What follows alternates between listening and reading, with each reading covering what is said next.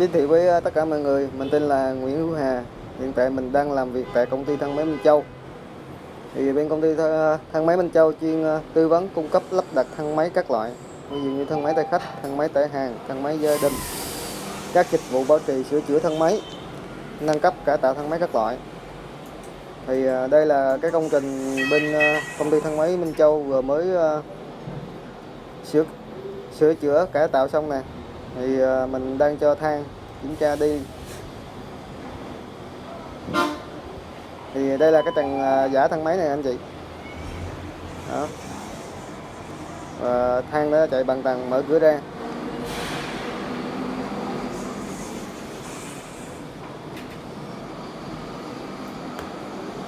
Thang này có 4 tốp nha anh chị.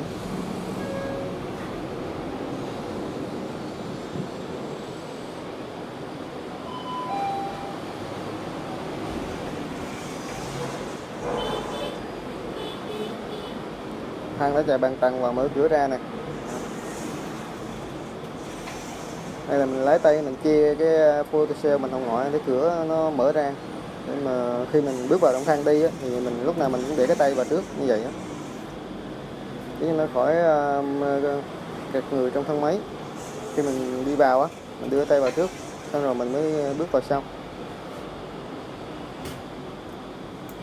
Thì đây là nút đóng cửa, đây là cái nút mở cửa anh chị. Đó. Còn đây là cái tay vịn thang máy mình nè. Thì đây là mình mới giới thiệu sơ qua về cái thang máy tải khách. Thì khi quý khách hàng có nhu cầu tư vấn lắp đặt thang máy thì hãy gọi ngay cho chúng tôi để được hỗ trợ một cách nhanh nhất. Xin cảm ơn quý khách hàng đã quan tâm lắng nghe cái đoạn chia sẻ video của tôi vừa rồi. Xin cảm ơn và chào tạm biệt.